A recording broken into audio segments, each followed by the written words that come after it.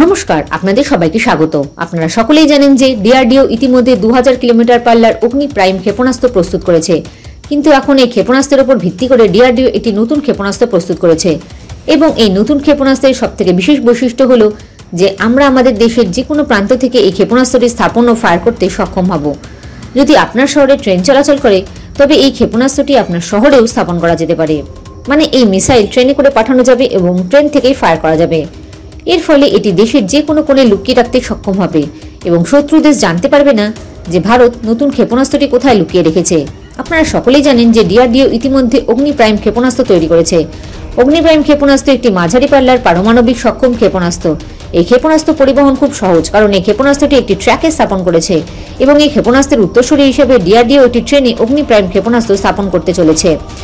ট্রেনে লাগানোর ফলে আমাদের সবথেকে বড় সুবিধা হলো আমরা এই ক্ষেপণাস্ত্রটিকে দেশের যে কোনো কোণে নিয়ে যেতে পারবো, কারণ বর্তমানে বেশিরভাগ শহরে ট্রেনের ভালো নেটওয়ার্ক রয়েছে।